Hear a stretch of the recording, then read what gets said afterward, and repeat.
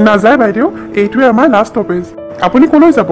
আমাৰ গাড়ীত উঠা বেলেগ মানুহবোৰ য'ত ত'ত নামি গ'ল, আপুনিহে একেবাৰে শেষলৈকে আহিছে। কলৈ যাম তাকে ভাবি আছো মই। কি আপুনি কলৈ যাব আপুনি নিজে নাজানে? নাজানো দাদা, ভাবিছিলো গাড়ীখন য'তে ৰখাই তাতে নামি যাম আৰু। এইটো আপুনি কেনেকুৱা কথা কৈছে? এনেকুৱা যাত্ৰী মই আজি প্ৰথম দেখিছো। দাদা, ওচৰে পাজৰে ভাল হোটেল হ'ব নেকি? আচলতে হোটেল নহয়, ভাড়াঘৰ পালে ভাল আছিল। পাব বাইদেউ, ইয়াত ভাল ভাল হোটেল বহুত আছে আৰু পিজিও আছে বহুত। আপুনি য'তে ইচ্ছা কৰে থাকিব পাৰে। তেনেহলে সোনকালে ভাল পিজি এটা বিচাৰিব লাগিব, এইফালে আন্ধাৰো হৈ আহিছে। ৰ'বচোন বাইদেউ, মোৰ চিনাকি ভণ্টি এজনী থাকে ওচৰৰে পিজি এখনত। মানে তাই ঘৰৰ পৰা যেতিয়া ইয়ালৈ আহে মোৰ বাছতে অহা যোৱা কৰে। মই আপোনাক তাই থকা পিজিটোলৈকে লৈ যাওঁ, বাকীখিনি আপুনি নিজে কথা পাতি ল'ব। ঠিক আছে দাদা, বলকচোন। এইবোৰেই মোৰ দুখৰ কাহিনী মীনাক্ষী। ক'ত যাওঁ কি কৰোঁ একো সিদ্ধান্ত ল'ব নোৱাৰি বাছখনতে উঠি দিলো। বাছখন আহি ইয়াতে ৰখালে। ড্ৰাইভাৰ দাদাজন বহুত ভাল আছিল। তেখেতে মোক তোমাৰ এই ৰুমটোলৈকে লৈ আহিলে। তোমাৰ কথাখিনি শুনি বৰ বেয়া লাগিলে অনামিকা। তেওঁলোকৰ ল'ৰাটো ঢুকাইছে বুলি তোমাক কিয় জগৰীয়া কৰিব লাগে? তুমি মোক যিখিনি কৈছা তাৰ পৰা মই যি বুজিছো তোমাৰতো কোনো দুখ নাই। তোমাৰো চাগে কিমান দুখ লাগিছে অনামিকা। বিয়াৰ ৩-৪ মাহ হওঁতে তুমি তোমাৰ হাজবেণ্ডক হেৰুৱাব লগা হ'ল, তাতে আকৌ এইটো অৱস্থাত। তোমাৰ প্ৰেগনেঞ্চি কিমান মাহ চলি আছে এতিয়া অনামিকা? 2 মাহ মীনাক্ষী। মই অলপ দেৰিকৈয়ে গম পাইছিলো। এতিয়া যে মই কি কৰিম একো ভাবিবই পৰা নাই জানানে মীনাক্ষী। মানুহজনক হেৰুৱাৰ দুখ অলপো পাতল হ'ব নাপালে মোৰ জীৱনলৈ এনেকুৱা এটা ধুমুহা আহি গ'ল। গৰ্ভৱতী সন্তানটো নথকা হ'লেও কিবা এটা ভাবিব পাৰিলো হ'লে, যিকোনো কাম কৰি জীয়াই থাকিব পাৰিলো হ'লে। এতিয়া পিজিটো লৈছো হয়, কিন্তু পইচা কেনেকে ক'ৰ পৰা যোগাৰ কৰিম একো ভাবি পোৱা নাই। অনামিকা, তোমাৰ মাৰ ঘৰত কোন কোন আছে? তেওঁলোকে তোমাৰ এইটো অৱস্থাৰ কথা জানেনে? ঘৰত মা, দেউতা আৰু মোৰ এজনী ভণ্টি আছে। মাহঁতক ক'বলৈ মই এতিয়ালৈকে সাহসে কৰিব পৰা নাই। এনেও নয়ন ঢুকোৱাৰ পিছৰ পৰাই মোৰ দেউতাৰ গাটো বহুত বেয়া। ইমান কম বয়সতে নিজৰ ছোৱালীজনীক বিধৱা সাজত দেখি গৈ মা দেউতা দুয়োৰে বহুত মন বেয়া হৈ আছে। সেইটোতো হয়েই, চবৰে বেয়া লাগিব। কিন্তু অনামিকা, তুমি তোমাৰ মাৰ ঘৰলৈ ঘূৰি যোৱাই ভাল আছিল নেকি? নিজৰ মানুহখিনিৰ লগত থাকিলে তোমাৰো অলপ ভাল লাগিল হ'লে। তুমি মোৰ ৰুমত থাকিবলৈ অহাৰ কাৰণে মই বেয়া পোৱা নাই কিন্তু অনামিকা। তোমাৰ লগত এই ৰুমটো শ্বেয়াৰ কৰিব পাৰিলে মোৰ নিজৰে ভাল লাগিব। মই তোমাৰ মনৰ শান্তিৰ কাৰণেহে কৈ আছো। মই মাৰ ঘৰলৈ ঘূৰি যাব নোৱাৰো মীনাক্ষী। বিয়াৰ কিছুদিন পিছতেই নয়ন ঢুকোৱাৰ কাৰণে সমাজৰ বহুতেই মোক অমংগলীয়া বুলি ভাবিব লৈছে। এইটো কাৰণেইটো মোৰ শাহু মা আৰু ননদে মিলি মোক ঘৰৰ পৰা উলিয়াই দিলে। মই মাৰ ঘৰলৈ ঘূৰি গ'লে মা দেউতাহঁতে এইবোৰে শুনিব লাগিব গাঁৱৰ মানুহৰ পৰা। তাৰোপৰি বিয়াৰ উপযুক্ত মোৰ এজনী ভণ্টিও আছে, নিহাৰিকা তাইৰ নাম। মই যদি এনেকে মাৰ ঘৰত গৈ থাকোঁগে তাইক বিয়া দিবলৈও চাগে দিগদাৰ হৈ যাব। সেইবোৰ কথা ভাবি চিন্তিয়ে মই এনেকৈ ওলাই আহিলো মীনাক্ষী। তোমালৈ এতিয়া মোৰ সঁচাকৈ বহুত বেয়া লাগিছে অনামিকা। নিজতকৈও আগত তুমি মানুহৰ কথা চিন্তা কৰা। তোমাৰ নিচিনা ইমান সহজ সৰল মানুহ এগৰাকীৰ লগত তোমাৰ শাহু মা আৰু ননদে বৰ বেয়া কৰিলে। কিন্তু কি কৰিম আৰু মীনাক্ষী, মোৰ ভাগ্যত এনেকৈয়ে লিখা আছিলে। ভাবিছো এতিয়াৰ পৰা ইয়াতে থাকিম আৰু কিবা এটা কৰি জীয়াই থাকিম, তথাপিও আনৰ ওপৰত বুজা নহওঁগে। কিন্তু ইমান সহজে মই কাম এটা ক'ত পাওঁ সেইটোহে চিন্তা হৈছে। অনামিকা, এটা কাম কৰিবা, কাইলৈ ৰাতিপুৱা তুমি মোৰ লগতে মোৰ অফিচলৈ ওলাবা। মোৰ অফিচৰ বছজন বহুত ভাল হয়। আমাৰ অফিচতে তেখেতে তোমাক কিবা নহয় কিবা কামৰ যোগাৰ কৰি দিব পাৰিব। কিন্তু অনামিকা, তুমি যে প্ৰেগনেণ্ট সেই কথা নকবা এতিয়াই। কিন্তু কিয় মীনাক্ষী? জইন কৰা কেইমাহমান পিছতে তুমি মেটাৰনিটি লিভ ল'বলগীয়া হ'ব। সেই কথা এতিয়াই গম পালে চাকৰি এটা নিদিবও পাৰে তোমাক। ঠিক আছে বাৰু মীনাক্ষী, মোক টকাৰ বহুত বেছি প্ৰয়োজন হৈ আছে। সেইকাৰণে যেনেকুৱাই কাম নহওক মই কৰিবই লাগিব। এনে তোমাৰ কোৱালিফিকেশ্যন কিমান অনামিকা? মই পঢ়াত বৰ বেছি ভাল নাছিলো মীনাক্ষী, যেনে তেনে BA পাছ কৰিছো। ঠিক আছে হ'ব দিয়া, গ্ৰেজুৱেশ্যন আছে যেতিয়া কিবা ভাল কাম এটাই পাবা। আৰু তুমি এতিয়া একেবাৰে চিন্তা কৰিব নালাগে। তোমাৰ ভণ্টি এজনী আছে বুলি কৈছা নহয়, এতিয়াৰ পৰা মোকো তাই নিচিনা বুলিয়ে ভাবিবা তুমি। তুমি অকলশৰীয়া নহয়, ইয়াত মই আছো নহয়, তোমাৰ ভণ্টি। তোমাক কোনো ক্ষেত্ৰতে অসুবিধা হ'ব নিদিওঁ মই। বহুত বহুত ধন্যবাদ মীনাক্ষী। এনেকে যে অজান ঠাই এখনত আহি মই ইমান আপোন মানুহ পাম ভবাই নাছিলো। সেইকাৰণে কয় নহয়, তেজৰ সম্পৰ্কই সকলো নহয়। আজিৰ পৰা তুমি আৰু মই ভাই ভনী হলো।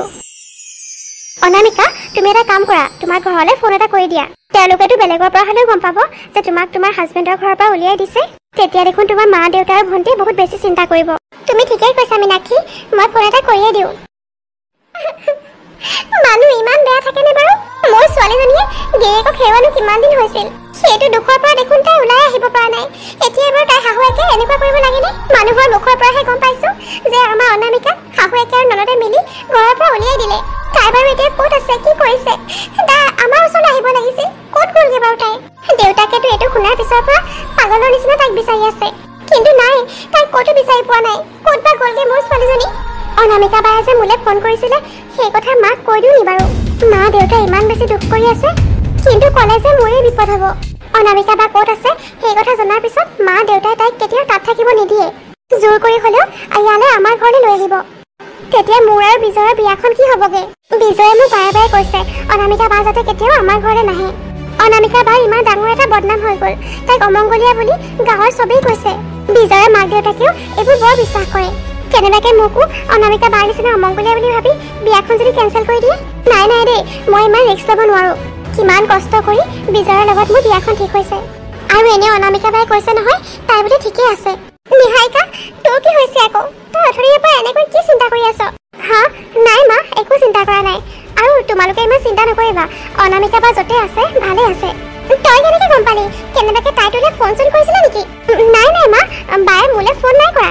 কিন্তু মই বাক ভালকৈ চিনি পাওঁ, তাই য'তে আছে ভালকৈয়ে থাকিব। মনত ইমান দুখ পোৱাৰ পিছত কোনো মানুহে ঠিকে থাকিব নোৱাৰে। মোৰ যে বহুত ভয় হৈছে। আজিকালি নিউজত এইবোৰ খবৰ শুনিয়ে থাকো। অলপ কিবা এটা হ'লেই মানুহে আত্মহত্যা কৰি দিয়ে। মোৰ ছোৱালীজনীও যদি নাই নাই, হে ভগৱান, এইবোৰ কথা মোৰ মনলৈ অহাটোও পাপ। হে ভগৱান, মোৰ ছোৱালীজনীক ৰক্ষা কৰিবা। মা, তুমিও যে আৰু কি কি চিন্তা কৰি আছা নহয়? অনামিকা বাক তুমি জন্ম দিছা, সৰুৰ পৰা ইমান ডাঙৰ কৰিলা, তাইক তুমি এতিয়াও চিনি পোৱা নাইনে? তাই এনেকুৱা ভুল সিদ্ধান্ত কেতিয়াও ল'ব নোৱাৰে। সেইকাৰণে কৈছো মা, ইমান চিন্তা নকৰিবা। তাই যে এনেকুৱা সিদ্ধান্ত লোৱা ছোৱালী নহয় সেইটো মই জানো। তথাপিও মাক দেউতাক হিচাপে এইটো পৰিস্থিতিত চিন্তাটো লাগিবই। ইমান ধুনীয়া বৰষুণ দিছে, সেই বৰষুণ জাকত তিতি যদি মোৰ গধুৰ হৈ থকা মনটো অলপ পাতল হৈ যায়। নয়নে মোক এৰি থৈ ইমান সোনকালে কিয় গ'লগে বাৰু? ভগৱানে তাক মোৰ পৰা ইমান সোনকালে আঁতৰ কৰি লৈ গ'ল। নয়নৰ মৰম ভালপোৱা মই কেতিয়াও নাপালো। ভাবিছিলো লাহে লাহে সময়ৰ লগত সিও সলনি হ'ব, আমাৰ দুয়োৰে মাজত ভাল সম্পৰ্ক এটা গঢ় লৈ উঠিব। কিন্তু সেইখিনি সময় নাহিলে আৰু। ভগৱানে তাৰ আগতে নয়নক মোৰ পৰা আঁতৰ কৰি লৈ গ'ল। ভগৱানে যদি ইমান সোনকালে তাক মোৰ পৰা কাঢ়িয়ে নিবলৈ আছিল, তেন্তে মোৰ গৰ্ভত তাৰ সন্তানটো কিয় দিলে বাৰু? সেইদিনা ৰাতি মদৰ নিচাত সি একো ক'বই পৰা নাছিল। তেনেকৈ একো ক'ব নোৱাৰাকৈ সেইদিনা ৰাতি সি মোৰ কাষ চাপিছিল।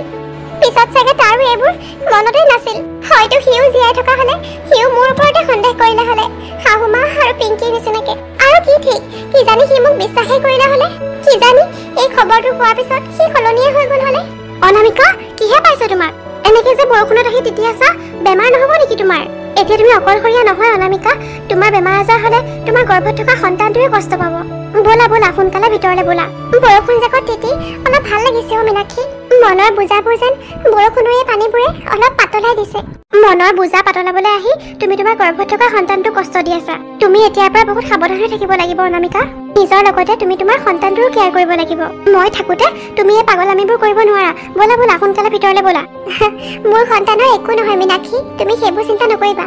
সি মোৰ সন্তান, এই অভাগিনী অনামিকাৰ সন্তান। সি ইমান দুৰ্বল কেতিয়াও হ'ব নোৱাৰে। মোৰ দৰে, তাৰ মাকৰ দৰে শক্তিশালী মনৰ অধিকাৰী হ'ব লাগিব সি। নিশ্চয় হ'ব অনামিকা।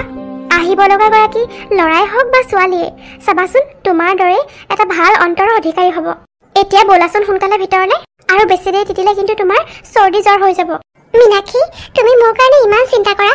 মোৰ মা দেউতাৰ পিছতেই চাগে তুমি মোৰ কাৰণে ইমান চিন্তা কৰিছা। মই দেখোন আগতেই কৈছো তোমাক, আজিৰ পৰা মই তোমাৰ নিজৰ ভণ্টি। আৰু মোৰ বাজনীক এনেকৈ কষ্টত থাকিব দিম নেকি মই? ব'লা এতিয়া সোনকালে। আৰু কিমানবাৰ ক'ব লাগিব তোমাক? তুমি পাৰিলে চাগে গোটেই ৰাতিয়ে বৰষুণত তিতিবা, কিন্তু মই আৰু অলপ সময় তোমাক তিতিব নিদিওঁ। সোনকালে ব'লা। ব'লা ব'লা মীনাক্ষী, ব'লা। কি হৈছে তোমাৰ নয়ন? আজি মোৰ ফ্ৰেণ্ডৰ পাৰ্টিত গ'লো, তুমি ইমান মনটো মাৰি আছিলা। চবেই মোক সুধি আছে তোমাৰ কিবা হৈছে নেকি? মই কি ক'ম বাৰু? কিছুদিনৰ পৰা তোমাৰ কি হৈ আছে মই নিজে ধৰিব পৰা নাই। এনেকুৱা হ'লে আৰু মোৰ লগত তুমি কোনো পাৰ্টিতে যাব নালাগে। তোমাৰ লগত গৈ আৰু লাজহে পাওঁ মই। মই কিবা ইচ্ছা কৰি গৈছিলো নেকি অনন্যা? এনেকুৱা পাৰ্টিবোৰত যাবলৈ মোৰ কোনোদিন ইচ্ছা হোৱা নাই। তুমিহে মোক জোৰ কৰি লৈ গৈছিলা। আগততো তুমি এনেকুৱা নাছিলা নয়ন, এতিয়া তোমাৰ কি হৈছে কোৱাচোন? বাৰে বাৰে একেবোৰ কথাকে কৈ মোৰ ভাল নালাগে অনন্যা। তুমি বুজি নোপোৱা নেকি? মই মোৰ ঘৰখন এৰি থৈ আহিছো। মোৰ মা দেউতা ভণ্টি আৰু অনামিকাই কিমান চিন্তা কৰিছে চাগে। মই এতিয়াহে বুজি পাইছো, তুমি মানে এতিয়াও সেই অনামিকাৰ কথা চিন্তা কৰি আছা। নয়ন, তুমি যদি তাইক পাহৰিবই পৰা নাই, তেনেহ'লে মোৰ ওচৰলৈ কিয় আহিছিলা? অনামিকাক বিয়া কৰোৱাৰ পিছৰ পৰাই তুমি মোক কিমান ব্লেকমেইল কৰিলা অনন্যা। অনামিকাক বিয়া কৰোৱাৰ আগতেই মই তোমাক সকলো কথা কৈছিলো। তুমি মোতকে বয়সত বহুত ডাঙৰ। মোৰ মা দেউতাই সেইখন ঘৰৰ বোৱাৰী হিচাপে তোমাক কেতিয়াও গ্ৰহণ নকৰিলে হ'লে, আৰু তুমিওনো সেই গাঁওখনত গৈ ক'তনো থাকিলা হ'লে। তোমাৰ পাৰ্মিশ্যন লৈহে মই অনামিকাক বিয়া পাতিছিলো। কিন্তু তাৰ পিছত তোমাৰ কি হ'ল অনন্যা? তুমি যে মোক ইমান ভয় দেখুৱাব ল'লা। মোক নাপালে তুমি মৰি যাবা, জীয়াই থাকিব নোৱাৰিবা। তোমাৰ সেইবোৰ কথা শুনি মই যে কিমান চিন্তাত আছিলো মই বুজাব নোৱাৰো।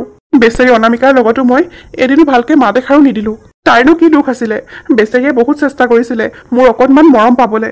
আমাৰ দুয়োৰে মাজত কিমান বছৰৰ সম্পৰ্ক নয়ন, তুমি এতিয়া সেইবোৰ পাহৰি গৈছা। কম বয়সীয়া পত্নী পালাতো, এতিয়া অকল বেচেৰী অনামিকা কৰি আছা। মোৰ চিন্তা অকল অনামিকাক লৈ নহয়, মোৰ ঘৰৰ সকলো মানুহক লৈ। চবেই চাগে মোৰ কথা কিমান চিন্তা কৰি আছে, মোক বিচাৰি চাগে চবেই হাবাথুৰি খাই আছে। কিন্তু মই যে ইমান দূৰত আহি তোমাৰ লগত আছোহি সেইটোতো কোনেও গম নাপায়।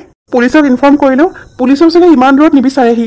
নয়ন, মনত ৰাখিবা, তুমি এতিয়া মোৰ ঘৰত আছা, মোৰ দেউতাৰ ঘৰত। তোমাৰ ইমান সৰু এটা চাকৰি আৰু সেই ভঙা পুৰণা জুপুৰিটোৰ কথা পাহৰি যোৱা। এতিয়া নতুনকৈ মোৰ লগত ইয়াতে জীৱন আৰম্ভ কৰা। মোৰ পাপাই তেওঁৰ কোম্পানীত তোমাক ইমান ভাল এটা পোষ্ট দিছে। এতিয়া তুমি আগৰ জীৱনৰ কথা ভাবি কিয় মন মাৰি থাকা? মই তোমাক লাষ্টবাৰ কৈছো নয়ন, তোমাৰ অনামিকাৰ কথা, তোমাৰ মা দেউতা ভণ্টিৰ কথা আজিৰ পৰা কিন্তু আৰু কেতিয়াও নকবা। তুমি মোৰ আৰু অকল মোৰ হৈ থাকিবা। মানিছো অনামিকাক তুমি বিয়া কৰাবলৈ ময়ে পাৰ্মিশ্যন দিছিলো, কিন্তু তোমাৰ বিয়াৰ পিছতহে মই অনুভৱ কৰিলো মই তুমি নহলে থাকিব নোৱাৰো। তোমাক মই বহুত বেছি ভাল পাওঁ নয়ন। আগৰ জীৱনটোৰ কথা, সকলোৰে কথা প্লিজ পাহৰি যোৱা। এতিয়া মই চেষ্টাটো কৰিয়ে আছো, কিন্তু ইমান সহজ নহয় অনন্যা। সেইবোৰ কথা মনত পেলাই এতিয়া একো লাভ নাই নয়ন, পাহৰি যোৱা। কেনেকৈ পাহৰিম অনন্যা? যি মা দেউতাই মোক জন্ম দিছিলে, ইমান বছৰে লালন পালন কৰি ডাঙৰ কৰিলে, মোৰ একমাত্ৰ ভণ্টি পিংকি, তাইৰ লগত হাঁহি ধেমালিৰে কিমান বছৰ পাৰ কৰিলো। আৰু অনামিকা, যাক মই মাত্ৰ কেইমাহমান আগত বিয়া কৰাইছিলো। মই তাইৰ লগত ইমান বেয়া ব্যৱহাৰ কৰাৰ পিছতো তাই সদায় মোক সন্মান কৰিছিল। মোৰ অকণমান মৰম পাবলৈ বেচেৰীয়ে কিমান চেষ্টা কৰিছিল, কিন্তু মোৰো যে একো উপায় নাছিল। অনন্যাই মোক এনেকৈ ব্লেকমেইল কৰিলে যে মই ভয় খাই গলো। সঁচাকৈয়ে যদি মোৰ কাৰণে তাই ছুইচাইড কৰিলে হলে বহুত ডাঙৰ কথা হৈ গল হলে। এনেকুৱা বদনামৰ ভাগি মই হ'ব নোখোজো। সেইকাৰণে সকলোকে এৰি থৈ মই এনেকৈ ইয়ালৈ গুচি আহিব লগা হ'ল। Sir, good morning sir. Good morning miss Meenakshi. কি হ'ল আজি আহিয়েই মোৰ কেবিনত যে? কিবা কাম আছিল নেকি? হয় ছাৰ। ছাৰ, এইগৰাকী মোৰ বা হয়, নাম অনামিকা। এইখন চহৰলৈ নতুনকৈ আহিছে। এতিয়া তাইক মানে জব এটাৰ খুব বেছি প্ৰয়োজন হৈ আছে। সেইকাৰণে মই ভাবিলো আপোনাৰ ওচৰলৈকে লৈ আহোঁ। কেনেবাকৈ আমাৰ অফিচত কিবা পোষ্ট খালী হৈ আছে নেকি ছাৰ? সেইটো কথা। Nice to meet you Anamika. পিছে তোমাৰ কোৱালিফিকেশ্যন কিমান? ছাৰ, মই গ্ৰেজুৱেশ্যন কৰিছোঁ। আচ্ছা, ঠিকে আছে বাৰু। তেনেকুৱাতো একো পোষ্ট এতিয়া ভেকেণ্ট হৈ থকা নাই। তুমিতো জানাই মিছ মীনাক্ষী, আমাৰ অফিচত এতিয়া তেনেকুৱা ভেকেঞ্চি নাই। হয় ছাৰ, গম পাওঁ, কিন্তু কিবা কৰি মিলাব পাৰিব নেকি? ছাৰ, মই যিকোনো কাম কৰিবলৈ প্ৰস্তুত আছো। এইখন মোৰ কাৰণে একেবাৰে নতুন চহৰ। উপায়হীন হৈহে ইয়াত নতুনকৈ জীৱনটো আৰম্ভ কৰিব লৈছো। ভাগ্য ভাল যে আহিয়ে মীনাক্ষী নিচিনা এজনী ভাল ভণ্টি লগ পালো। তাই মোক আপোনাৰ ওচৰলৈ লৈ আহিছে। ছাৰ, মই যিকোনো কাম কৰিব পাৰিম। মোক ইয়াত চলিবৰ কাৰণে টকাৰ খুবেই প্ৰয়োজন ছাৰ। আৰু কামৰ ক্ষেত্ৰত মই গাফিলতি অলপো নকৰো ছাৰ। মোক যিয়ে কাম কৰিব দিয়ে মই বহুত ভালকৈ কৰিম। তোমালোকে ইমানকে কৈ আছা যেতিয়া এটা কাম কৰা অনামিকা, তুমি কেইদিনমানৰ কাৰণে আমাৰ ৰিচিপশ্যনতে বহা। তাত অৱশ্যে এগৰাকী আছেই, তুমি লগতে থাকিবা আৰু পিছত বেলেগ কিবা পোষ্ট ওলালে মই তোমাক তাত সোমোৱাই দিম বাৰু। ধন্যবাদ ছাৰ, আপোনাক বহুত বহুত ধন্যবাদ। হ'ব অনামিকা, মোক ধন্যবাদ দিব নালাগে। তুমি মাত্ৰ কামবোৰ ভালকে কৰিলেই হ'ল। সেইটো গেৰাণ্টি মই দিছো ছাৰ। মই জানো অনামিকা বায়ে চব কামেই বহুত মন দি কৰিব। ঠিক আছে বাৰু অনামিকা, তুমি কাইলৈৰ পৰাই জইন কৰিব পাৰিবা। ঠিক আছে ছাৰ, মই কাইলৈৰ পৰাই আহিম। হ'ব ছাৰ, আমি যাওঁ এতিয়া। Thank you so' much. You are most welcome.